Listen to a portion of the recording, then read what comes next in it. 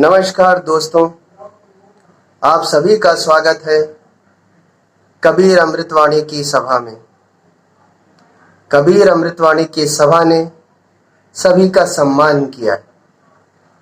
अपनी इस सभा में सभी का सत्कार हुआ है, सभी को आदर के साथ उचित सम्मान दिया गया है।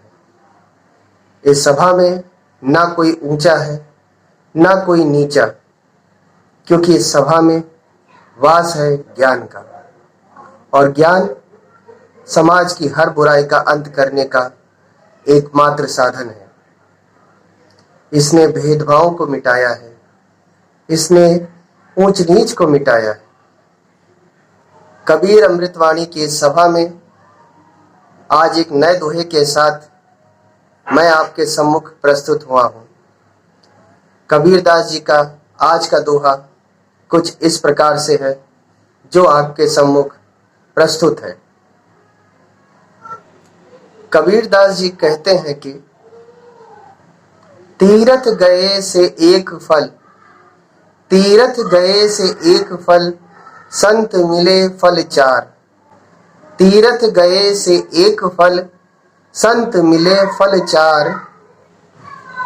सतगुरु मिले अनेक फल, सतगुरु मिले अनेक फल, कहे कबीर विचार। पाप और पुण्य के बही खाते में, पाप और पुण्य के बही खाते में पुण्यों की मात्रा बढ़ाने के लिए लोग तीर्थ जाते हैं। तीर्थ जाने पर हमें फल मिलता है, लेकिन अगर हम संतों के साथ संगति करें तो ये फल 4 गुना हो जाता है। लेकिन कहीं अगर हमें सद्गुरु यानी सच्चा गुरु मिल जाता है तो हमें ये फल 1000 गुना भी मिल सकता है। तो व्यक्ति को ये तय करना चाहिए कि व्यक्ति की आवश्यकता क्या है।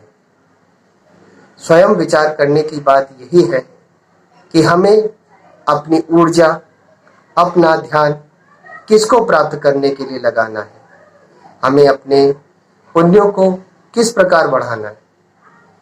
जिस तरह से इस दोहे में साफ साफ स्पष्ट है कि पुण्यों को बढ़ाने का सिर्फ और सिर्फ सरल माध्यम एक सद्गुरु की प्राप्ति है, क्योंकि गुरु ज्ञान देगा और ज्ञान से ही मुक्ति। जिस प्रकार व्यक्ति की सारी समस्याओं का समाधान मुख्य शाखा से ही होता है, मुख्य शाखाओं को जिसने पकड़ लिया उसकी सारी समस्याओं का मूल से ही नाश हो गया।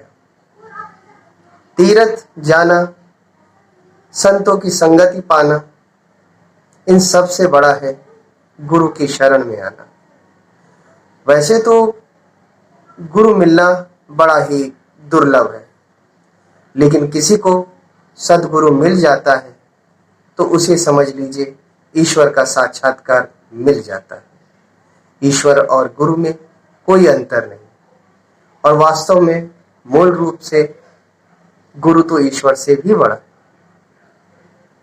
आशा करता हूं आज का दोहा भी आपको पसंद आया होगा, और दोहे के साथ साथ मेरा प्रस्तुतिकरण भी आपको पसंद आया होगा।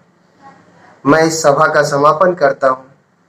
जय कबीर, जय कबीर प्रणाम, जय कबीर, जय कबीर प्रणाम। धन्यवाद, धन्यवाद, धन्यवाद।